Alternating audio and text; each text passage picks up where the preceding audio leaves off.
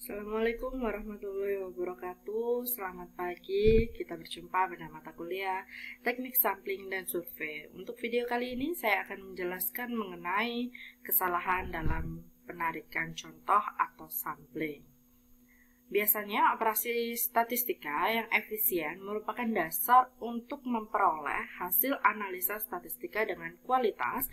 Yang pertama adalah tepat, saki, dan reliabel. Yang kedua adalah konsisten, di mana nanti inginnya biayanya tidak terlalu mahal dan waktu tidak terlalu lama dalam pengambilan sampelnya. Dan yang ketiga adalah interpretasinya sederhana dan bentuknya sesuai dengan keinginan konsumen. Jadi apa yang kita butuhkan itu bisa kita peroleh dari hasil sampling. Untuk memperoleh hasil yang sesuai dengan ketiga kualitas tersebut, ya, maka kita harus memiliki bias yang akan sama dengan 0, atau kita bisa juga menuliskannya dengan minimum ekspektasi dari X duga dikurangi dari nilai yang diamati itu akan 0. Jadi hasil yang kita duga, ya, harapannya hasil yang kita duga itu sangat dekat dengan hasil yang kita amati, ya. Oleh karena itu, karena dia tidak ada jarak, maka akan mendekati 0 atau sama dengan 0. Tujuan utama dari desain survei adalah untuk meminimalkan MSE dari perkiraan survei utama sambil tetap sesuai dengan anggaran dan jadwalnya. Nah, di sini bila kita ingin menulis MSE-nya itu dengan seperti ini, MSE dari mu topi itu sama dengan ekspektasi dari mu topi dikurangi mu nanti dikuadratkan. Nah, kita jabarkan dulu di dalamnya, ya. Ada mu topi, sebelum kita kuadratkan, kita mau tambahkan dengan minus m dan plus m.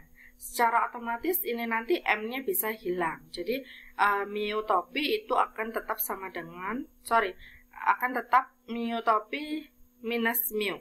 Jadi akan sama dengan hasil yang sebelumnya. Nah, di sini setelah ada dua, yaitu mu topi minus m dan m minus mu, baru kita jabarkan kuadratnya. Berarti yang di depan dikuadratkan, kemudian 2 kali mu topi minus m dikali m minus mu, kemudian yang terakhirnya adalah m minus mu kuadrat. Nah, dari sini sesuai dengan ekspektasi, kalau ekspektasi itu bisa dimasukkan ke dalamnya karena dia adalah penjumlahan dan pengurangan. Oleh karena itu, nanti hasilnya adalah ekspektasi mu topi minus m kuadrat ditambah 2 kali ekspektasi mu topi dikurangi m dikali m dikurangi mu, baru ditambahkan dengan ekspektasi dari m minus mu nanti dikuadratkan. Nah, hasil dari ini nanti dia adalah 0, oleh karena itu nanti MSE-nya dia akan hanya sama dengan ekspektasi dari mu topi minus m yang dikuadratkan dan ekspektasi dari m minus mu yang dikuadratkan. Nah, ekspektasi dari mu topi minus m kuadrat itu dia adalah ragam dari mu. Sedangkan ekspektasi m dikurangi mu kuadrat itu merupakan bias kuadrat, ya. Sehingga ragam itu kita juga bisa menulisnya dengan SE, ya, standard error dari mu topi yang dikuadratkan, nanti biasnya tetap bias. Nah, kalau kita tuliskan MSE dengan C kuadrat, ragam atau standard errornya itu dengan A kuadrat, dan bias itu B kuadrat, berarti hubungan antara MSE, ragam, dan juga bias dia akan seperti yang segitiga ini, ya, rumus Pythagoras. Oke, selain menggunakan yang MSE ini, kita juga bisa bentuk lain dari MSE, mu topi, dan juga bias itu seperti ini. Jadi ragam mu topi itu dikalikan dengan 1 plus bias kuadrat dibagi dengan ragam mu topi. Nah, jika bias kuadratnya beragam mu topi itu mendekati 0, berarti kan ini nanti hasil dari MSE mu topi itu akan sama dengan ragam topi. Perlu diingat, bila ukuran sampel N-nya bertambah, berarti nanti ragam galat akan berkurang. Tetapi sebaliknya, biasnya yang akan bertambah, ya. Kemudian kualitas menduga parameter populasi itu fungsi dari kesalahan survei total. Jadi di sini kita tahu bahwa nanti dalam penarikan contoh itu ada yang namanya kesalahan survei total atau total error survei error total, ya. Nah, di sini ada dua komponen yang membentuk kesalahan survei total, ya, yaitu sampling error ditambahkan dengan non-sampling error. Sampling error itu adalah kesalahan yang muncul semata-mata sebagai hasil pengambilan sampel daripada melakukan sensus lengkapnya. Jadi, ini adalah error atau adanya perbedaan antara hasil dari sampel dan juga hasil dari sensus. Kalau sensus berarti kita melakukannya nanti adalah populasi, ya. Sedangkan non-sampling error itu adalah komponen lain yang terkait dengan pengumpulan data dan prosedur pemrosesan dari data. Itu bisa saja dari kuesioner maupun dari desain sistem. Nanti ada beberapa lagi yang lainnya, komponen lainnya yang dia membentuk non-sampling error, ya. Untuk yang sampling error itu tadi sudah saya sebutkan bahwa dia juga merupakan kesalahan ketidaktepatan menduga nilai mu karena dia adalah populasi dengan dugaan dari mu. Nah, dugaan dari mu itu berasal dari sampel yaitu X bar. Ya.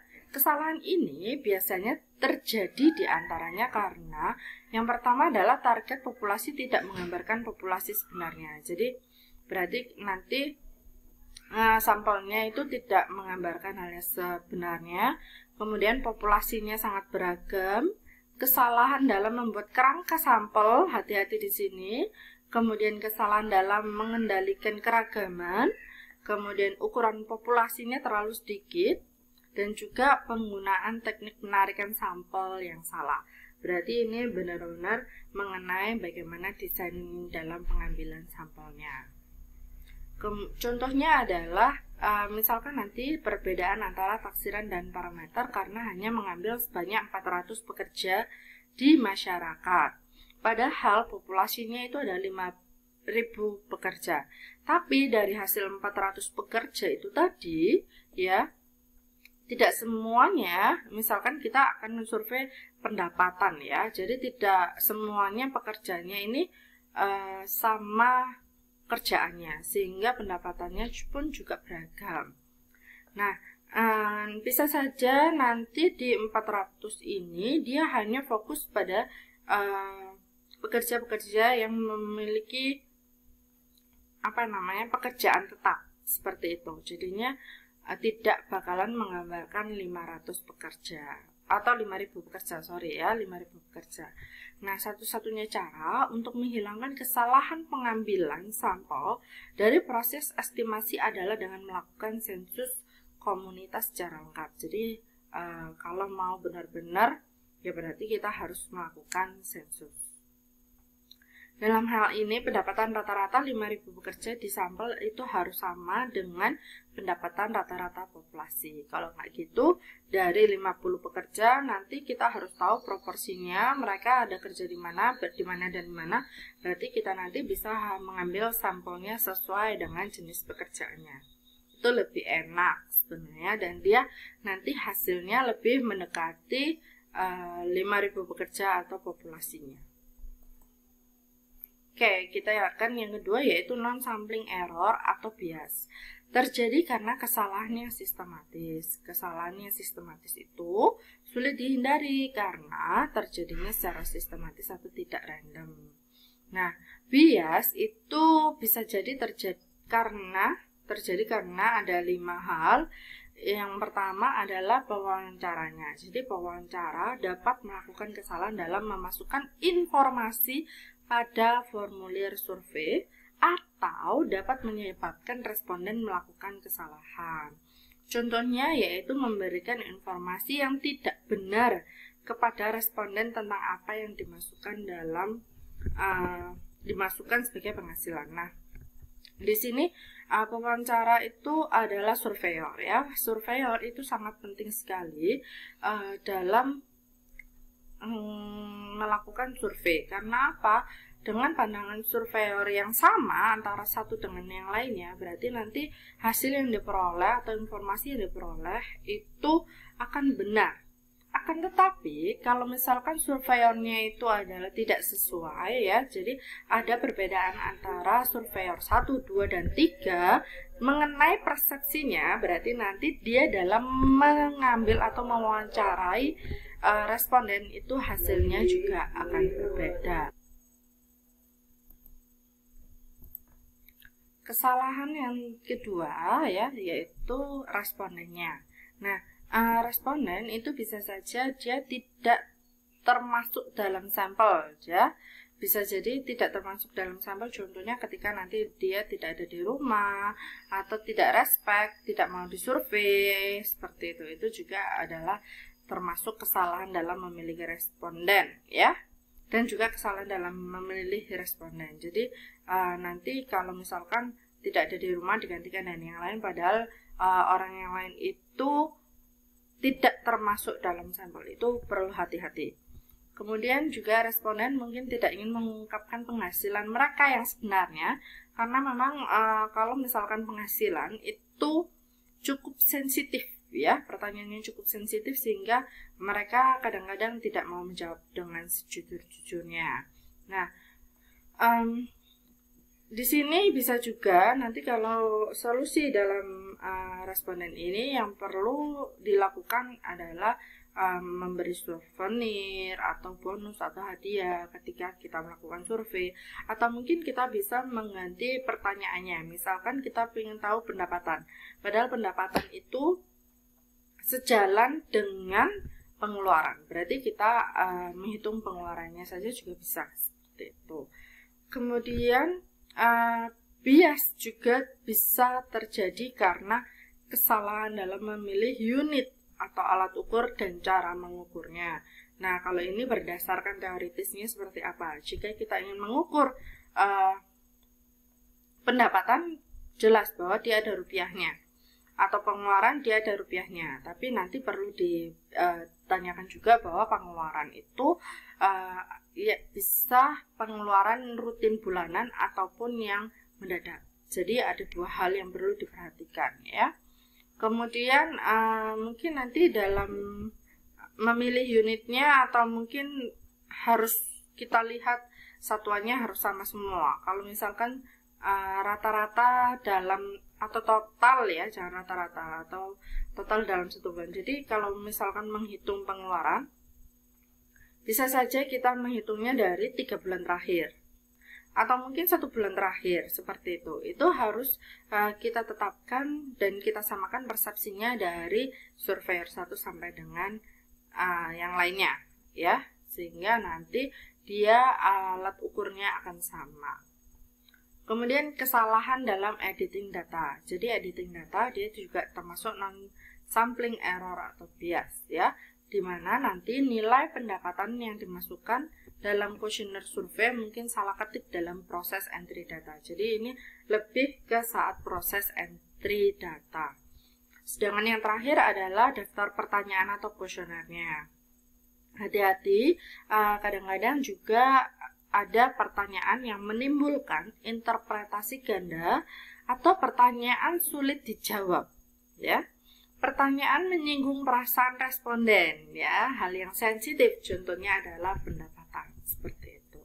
Nah, ada lagi buku lainnya yang menyebutkan bahwa 5 sumber utama kesalahan non-sampling dan potensi penyebabnya.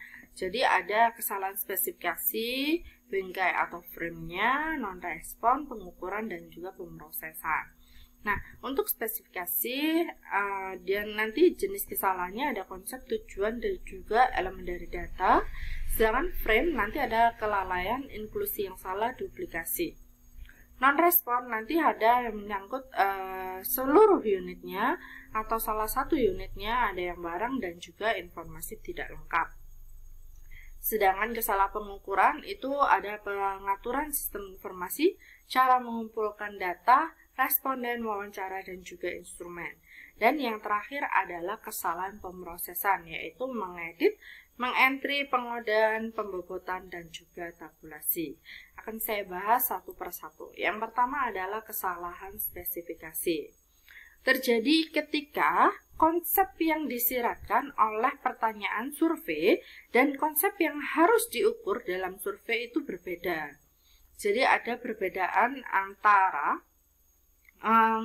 konsep ya dan juga cara ukurnya. Jika hal ini terjadi, parameter yang salah itu akan diperkirakan dalam survei dan dengan demikian kesimpulan yang didasarkan pada sampling tersebut juga akan salah. Jadi ini menyangkut dengan generalisasi.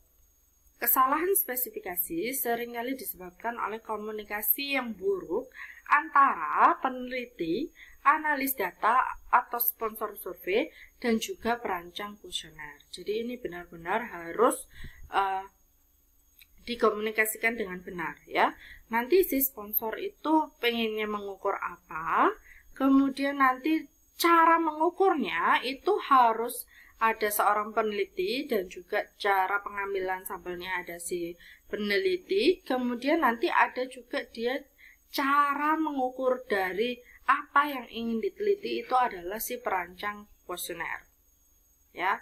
Kemudian nanti kan sebenarnya kita melakukan suatu survei itu karena ada suatu permasalahan. Nah, dalam memecahkan permasalahan tersebut kita harus dilakukan oleh si analis data. Jadi keempat ini harus benar-benar memiliki komunikasi yang baik. Kemudian dalam mendeteksi kesalahan spesifikasi biasanya memerlukan tinjauan atas pertanyaan survei oleh peneliti yang bertanggung jawab untuk menganalisis data guna menjawab tujuan penelitian, dan yang paling tahu tentang konsep itu harus diukur dalam survei. Jadi sebenarnya kalau kita melakukan survei, setelah kita bentuk kuesionernya, kita bisa melakukan survei pendahuluan. Di mana di survei pendahuluan itu kita bisa mengetahui apakah pertanyaan kita sudah valid dan juga reliable. Kalau sudah valid dan reliable, baru kita melakukan survei yang sesungguhnya. Seperti itu. Nah, kalau ada beberapa kalimat atau pertanyaan yang belum valid, ya, maka nanti perlu diperbaiki kembali. Seperti itu. Kemudian contoh dari kesalahan spesifikasi biasanya dalam survei pertanian itu peneliti atau sponsor mungkin tertarik dengan nilai sebidang tanah jika dijual dengan harga pasar yang wajar. Nah, di sini nilai sebidang tanah itu bukan hanya rupiahnya saja ya. Jika tanah itu dijual hari ini, nah maka nanti harga yang pantas untuk tanah itu berapa? Tapi kita kan kalau harga yang pantas ya, ketika kita tanyakan kepada si pemilik tanah, pastinya si pemilik tanah itu nanti minta harga yang setinggi-tingginya, melebihi harga dari pasar. Jadi di sini dia tidak akan sama antara peneliti ya atau sponsornya tadi ingin mengetahui harga yang pantas untuk tanah itu dengan harga yang sewajarnya. Itu harga berapa ya? Dengan jawaban dari yang pemilik tanahnya. Karena si pemilik tanah itu pasti menjawabnya adalah harga yang setinggi-tingginya, tidak sesuai dengan harga pasar. Seperti itu. Karena juga hal ini dikarenakan si pemilik tanah tidak ada keinginan untuk menjual tanah tersebut. Jadi itulah yang perlu kita perhatikan. Kemudian yang kedua adalah kesalahan bingkai atau frame ya. Sumber kesalahan non-sampling dia adalah kesalahan yang timbul dari konstruksi kerangka samplingnya, yaitu daftar anggota populasi sasaran. Jadi kita memiliki list siapa saja orang yang akan kita sampling dan yang akan kita survei. Jadi di situ harus ada kerangkanya secara lengkap, ya. Kelalaian yang keliru seringkali terjadi jika biaya pembuatan bingkai lengkap terlalu tinggi. Jadi seringkali kita harus hidup dengan kelalaian karena anggaran survei. Jadi misalkan sebenarnya bisa sih kita minta, ya, kita akan meneliti masyarakat yang ada di kota dan Kabupaten Malang. Berarti kan sebenarnya kita bisa meminta sebenarnya berapa banyak rumah tangga yang ada di kota atau Kabupaten Malang. Tapi hati-hati ketika kita meminta data kepada kecamatan ataupun kabupaten ataupun kotanya atau mungkin ke kelurahan sampai ke seperti itu, maka nanti yang ada pada kelurahan adalah orang yang memiliki KTP di situ. Padahal beberapa rumah tangga itu dia menempati kota atau kabupaten tersebut, tapi KTP-nya bukan ada di kabupaten ataupun kota Malang. Nah, itu juga perlu hati-hati. Nah, kalau mau yang lengkap seperti itu pasti memerlukan biaya yang tinggi, jadi cukup sulit. Kemudian yang kedua, biasanya di kesalahan bingkai atau frame itu adanya duplikasi. Nah, duplikasi itu dia berarti nanti ada tumpang tindih. Misalkan terdapat suatu rumah tangga yang KTP-nya itu adalah Malang, kota Malang. Padahal tinggalnya adalah di Kabupaten Malang. Dan juga di Indonesia masih banyak juga yang memiliki KTP 2, ya, di 2 daerah, tapi sudah akan diminimalisir dengan adanya KTP elektronik seperti itu. Dan kesalahan yang terakhir biasanya di kesalahan bingkai atau frame adalah kesalahan inklusi. Biasanya terjadi karena informasi yang tersedia tentang setiap anggota frame tidak memadai untuk memutuskan entry mana yang termasuk dalam populasi sasaran dan mana yang tidak. Jadi itu yang harus kita tahu. Jadi ada juga mungkin ya sudah ada listnya, tapi kita tidak tahu. Kita mensurvei mengenai pendapatan, tapi kita tidak tahu bahwa si rumah tangga itu tadi manakah dia yang termasuk tidak ada gambaran mengenai pekerjaan dari warga atau masyarakat di suatu daerah. Jadi itu juga nanti pasti terjadi kesalahan inklusi. Jadi kita sebelum melakukan survei kita juga harus tahu gambaran atau keadaan awal dari populasi tersebut. Kemudian yang ketiga adalah kesalahan non-respon, ya. Sebuah unit, kalau misalkan di sebuah unit non-respon itu terjadi ketika sebuah unit sampling atau rumah tangga atau pertanian item dia tidak merespon, ya. Jadi nanti ada beberapa unit sampling. Unit samplingnya itu adalah misalkan kita ambil bahwa unit samplingnya adalah rumah tangga, ya. Nanti ada beberapa rumah tangga yang tidak mau disurvei. Itu berarti nanti kesalahan non-respon pada sebuah unit. Nah, ada juga dia yang sebagian, yaitu nanti kuesionernya diisi hanya sebagian aja. Ada beberapa pertanyaan yang masih kosong. Kemudian yang ketiga dari kesalahan non-respon itu adalah informasi atau tanggapan yang tidak lengkap. Biasanya itu ada pada pertanyaan terbuka, ya. Biasanya ada di pertanyaan terbuka, kemudian responden sebenarnya memberikan beberapa informasi, tapi informasi tersebut itu singkat sehingga tidak memadai. Atau mungkin bertolak belakang, misalkan sudah cukup baik, ya, tapi sarannya adalah menjelek-jelekkan atau seperti itu. Jadi misalkan saran perbaiki sarana prasarana. Nah, sarana prasarana itu yang dimaksud lebih ke mana? Misalkan sarana prasarana ruang kelas pembelajaran, ya, ruang kelas, atau mungkin sarana prasarana olahraga seperti itu. Nah, itulah yang dimaksud dari informasi atau tanggapan yang kurang lengkap. Jadi di sini ada 3. Kalau unit respon itu adalah unit samplingnya yang tidak mau disurvei, kemudian ada sebagian kuesioner yang tidak diisi, ataupun diisi tapi informasinya kurang lengkap. Untuk berikutnya adalah kesalahan pengukuran. Nah, komponen kunci dari kesalahan pengukuran adalah responden, pewawancara, dan juga kuesioner. 3 hal ini ya. Yang pertama adalah responden. Responden itu dapat dengan sengaja atau tidak sengaja memberikan informasi yang salah. Jadi misalkan pendapatan, tapi saya tidak mau, pendapatan saya dari ini, tapi saya hanya menyebutkan 1 atau 2 saja. Itu yang respondennya berarti ya, yang sengaja ataupun tidak sengaja, mungkin saat itu sedang tergesa-gesa sehingga lupa bahwa ada pendapatan lainnya. Kemudian si pewawancara atau surveyornya dapat menyebabkan kesalahan dalam berbagai cara. Jadi si surveyornya ini memungkinkan bahwa dia akan memalsukan data. Sering banget ya yang seperti itu ya.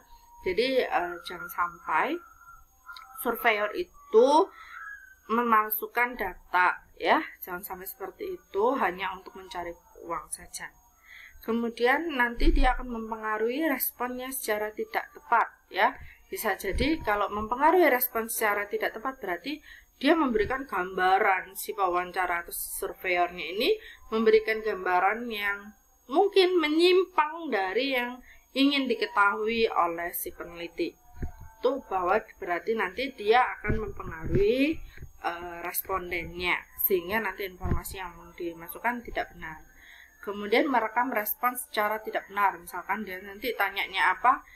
Tanyanya pekerjaan ya, ada pekerjaan, ada pendapatan. Jadi nanti tanyanya pekerjaannya aja. Misalkan pekerjaan adalah PNS, berarti langsung nanti dia tidak tanya mengenai pendapatannya, tapi langsung dicentang aja pendapatannya sekitar sekian karena dia PNS, seperti itu. Itu berarti dia merekamnya tidak benar. Dan juga gagal mematuhi prosedur survei ya. Karena survei itu harus ada prosedurnya, misalkan di pertanyaannya diurutkan biar nanti ada gambaran dan sehingga nanti si responden itu fokus dalam menjawabnya, tapi si surveyor tidak menanyakannya secara sistematis sehingga si responden pun juga nanti berpikirnya lebih lama atau mungkin dia nanti menjawabnya kurang tepat ya. Kemudian yang terakhir adalah kuesionernya. Nah, kuesioner itu bisa menjadi sumber kesalahan utama jika dirancang dengan buruk. Jadi ada pertanyaannya ambigu, kemudian instruksi yang membingungkan, dan juga nanti dibutuhkan istilah yang mudah dipahami. Yang terakhir pada kesalahan pengukuran adalah sistem informasinya, di mana di sistem informasi itu digunakan responden untuk merumuskan tanggapannya mereka. Jadi di sistem informasi ini bagaimana nanti datanya itu, struktur datanya bagaimana, kemudian nanti bagaimana cara mensurveinya atau surveinya online atau tidak, seperti itu. Itu juga termasuk di sistem informasi. Nanti kalau sistem informasi atau struktur datanya kurang tepat, maka nanti juga analisisnya juga susah ya, atau mungkin kodenya itu akan sulit. Nah, di kesalahan pengukuran itu dapat memiliki efek yang luar biasa pada keakuratan perkiraan survei. Jadi itu adalah akibatnya jika terjadi kesalahan pengukuran. Kesalahan yang terakhir yang ada pada non-sampling error adalah kesalahan pemrosesan. Ya, dia akan muncul pada tahap pengolahan data, ya, termasuk di dalamnya adalah mengedit data, mengentry, mengcoding, pembobotan, dan juga tabulasinya.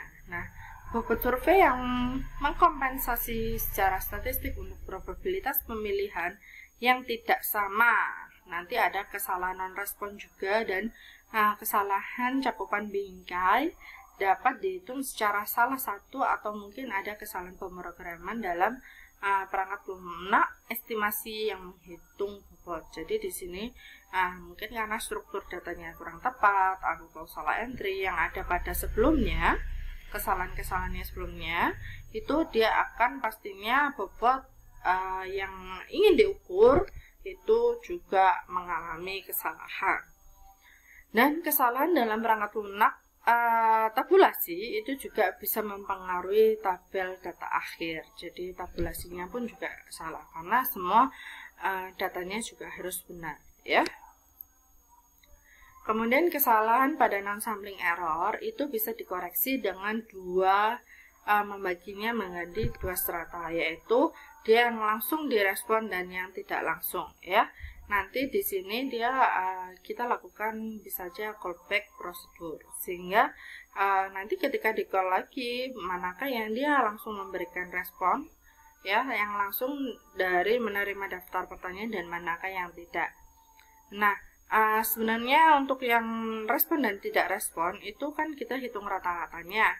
Rata-ratanya bisa kita hitung dengan seperti ini, di mana NR itu berarti banyaknya yang langsung respon. Ini adalah rata-rata yang respon dibagi dengan N besar, banyaknya orangnya. Nah, ini adalah untuk yang populasi, sedangkan yang bawah adalah kita duga menggunakan sampel. Oleh karena itu, mu kita berubah menjadi X bar, N besar untuk banyaknya populasi kita ganti menjadi N kecil. Begitu pula untuk rata-rata yang langsung respon dan maupun rata-rata yang non-respon. Untuk callback prosedur atau callback problem biasanya ada dua hal yang perlu kita lakukan. Berapakah atau ada dua pertanyaan. Yang pertama adalah berapakah minimal survei ulangnya. Jadi yang kita harus callback itu ada berapa.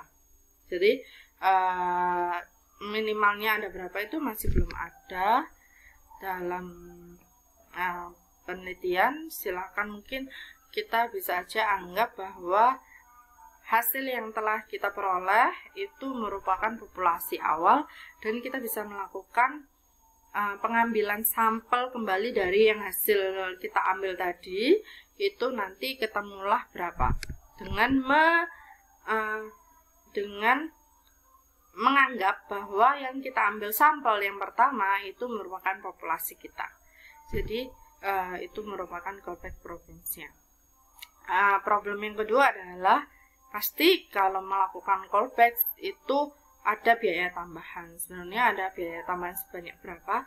Nah, kalau kita melakukan pengecekan sebanyak 3 kali, ya, jadi nanti di calling lagi, berarti nanti kenaikan biayanya bisa sampai 127%.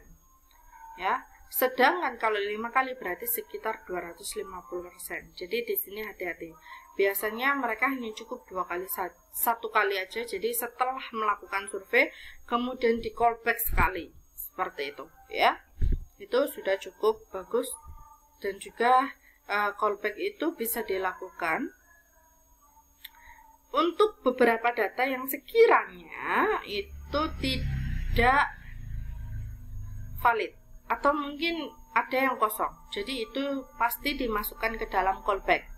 Sedangkan yang sudah nanti harus ada beberapa yang mana yang sudah komplit atau yang mana yang sudah oke dan mana yang belum. Itu masing-masing yang belum semuanya dilakukan callback, sedangkan untuk yang sudah komplit dilakukan sampling seperti itu. Nah, ada juga nanti efeknya. Sebenarnya kesalahan itu efeknya apa sih? Nanti di efek dari non-normality itu apa? Nah, kita tahu bahwa kalau misalkan datanya itu berdistribusi normal, berarti kan nilai kisaran dari mu, ya, rata-rata populasi, itu bisa kita hitung dengan ini. Dengan ini Z alfa berdua, yaitu 1,96. Kemudian nanti dari sini, berarti kan kalau distribusi normal itu ada dua hal yang harus kita perhatikan, ya, yang mencirikan distribusi normal. Yang pertama adalah spinous dan yang kedua adalah kortosis.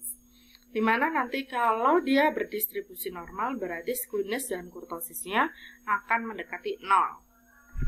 Nah, kalau datanya non normal atau tidak berdistribusi normal, maka sebenarnya harapannya dari hasil rata-rata populasi itu adalah 95%. Tetapi kenyataannya kisarannya nanti pasti ada di bawah 95%. Nah, ini adalah efek dari normalitinya. Nanti jadi errornya semakin besar jika datanya tidak berdistribusi normal. Ini adalah gambaran dari squeeze-nya, di mana ada squeeze to left ya. To left seperti ini, di mana mode-nya itu lebih besar daripada median daripada min. Jadi urutannya yang paling kecil min dulu, median baru mode. Sedangkan kalau simetris ya, ini adalah nanti squeeze-nya akan sama dengan 0. Itu berarti rata-rata sama dengan median sama dengan mode. Mode itu adalah yang sering muncul. Sedangkan kalau squeeze to right, berarti yang sering munculnya lah yang paling banyak atau yang paling besar. Kemudian median baru ke min ya, frekuensinya paling banyak maksudnya ya di mode itu, sedangkan nilai dari modenya itu adalah kecil seperti itu. Jadi di sini perlu dilihat kalau frekuensi berarti dia paling tinggi ya, frekuensinya paling tinggi adalah mode, sedangkan untuk yang simetrik frekuensi paling tinggi itu ada pada mode, median dan juga min. Sedangkan untuk yang left itu frekuensi paling tinggi ada pada mode, tapi mode itu nilai dari mode-nya itu besar ya. Kemudian kurtosis. Di kurtosis kalau dia lancip sekali, di mana dia lebih besar daripada 0, itu berarti namanya adalah yang lancip sekali berwarna ungu. Ini disebut dengan leptokurtik, di mana nanti kurtosisnya lebih besar daripada 0. Sedangkan yang berwarna hijau dia adalah yang berdistribusi normal, di mana kurtosisnya sama dengan 0, bisa kita sebut dengan mesokurtik. Dan yang terakhir dia adalah yang paling bawah sendiri, tidak lancip ya, cenderung dia datar, itu di mana kurtosisnya kurang dari 0. Kita sebut dengan platykurtik. Ini adalah gambaran dari kurtosis, dan sedangkan yang tadi adalah gambaran dari squeeze-nya. Oke, sekarang kita akan mempertimbangkan efek bias pada peluang errornya. Nah, di sini jika bias dibagi dengan standar deviasinya itu adalah angka yang ada di sini, dan probabilitas dari errornya di sisi kiri dan sisi kanan ya. Jadi kalau sisi kiri itu kurang dari 1,96 kalikan sigma, sedangkan sisi kanan adalah lebih besar dari 1,96 dari sigma. Nah, dari sini kalau rasio biasnya adalah 0,02, maka total errornya atau total kesalahannya adalah setengah. Dan setengah itu sebenarnya yang kita harapkan adalah 0,05. Oleh karena itu kenapa muncullah ketika distribusinya tidak normal, nanti dia akan cenderung lebih besar kesalahannya. Nah, kalau 0,02 aja sudah kesalahannya 0,5, hampir 50%. Kalau 0,4 maka dia besar kesalahannya adalah 0,6850. Sekian dulu untuk video saya kali ini. Terima kasih atas perhatiannya. Jangan lupa untuk like dan juga subscribe. Bye-bye.